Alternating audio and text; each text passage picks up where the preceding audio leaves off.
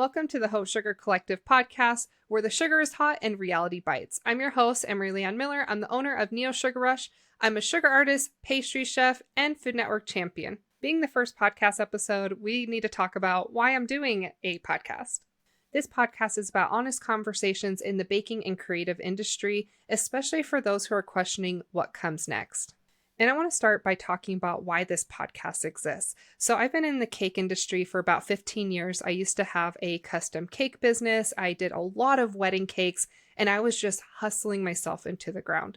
So I was working 80 to 100 plus hour work weeks almost every single week. I was burning myself out. I was pulling multiple all-nighters a week and just grinding like crazy because I thought that's what I had to do. I also was just trying to shove years of experience into a lot less years.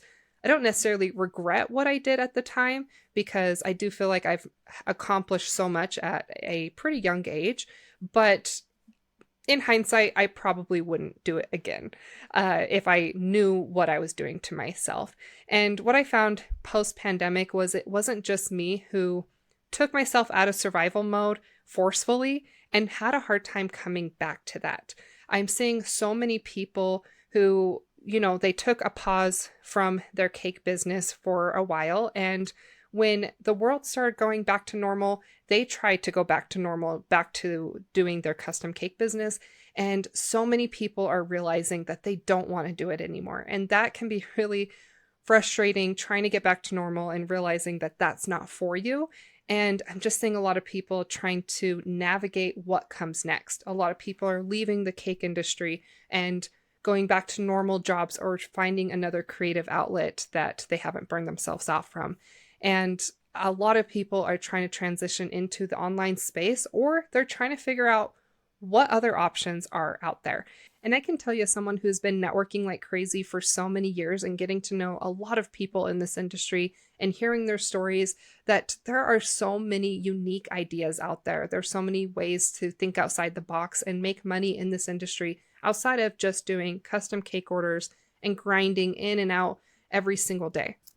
While I do plan on talking to other business professionals in this industry who can give you some solid advice on how to elevate your cake business, whether you need to learn how to charge more money or how to get the clients that you desire, I also want to explore other ways that are thinking outside the box on how to make money, whether that's through other options like education, content creation, collaborations, licensing, digital products, brand deals, and so many other things that are out there. We're going to talk about it. Some episodes will be interviews, and others are going to be me talking to you honestly about the stuff that no one really prepares you for.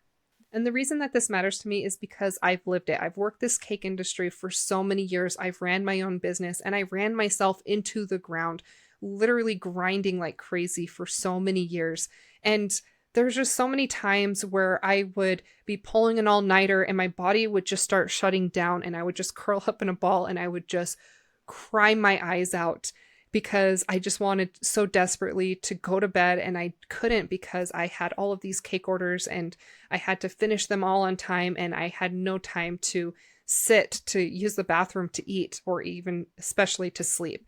And I just remember curling up so many countless times and just promising myself that it didn't always have to be that way, that I didn't always have to grind like that. And I don't necessarily recommend that for anybody else. And I just want to, give you guys some more options and hope to open up your eyes to what else is out there and that it doesn't have to be that way for anybody else. You don't have to overwork yourself.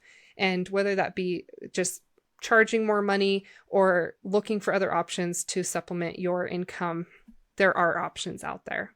Because a lot of people in this industry work at home by themselves, they don't have any help, they're doing it completely alone, it's really easy to get stuck in survival mode and not know how to get yourself out of it. It wasn't until the pandemic forced me to stop that I realized that this was no longer sustainable for me and I had to completely reevaluate my life and figure out what else I wanted to do instead. And after years of being in the industry and putting so much time and effort and money into building my skills, I didn't want to let that go. I didn't want to go get a normal job. And I wanted to find a way to take everything that I learned, all the investment into becoming this sugar artist.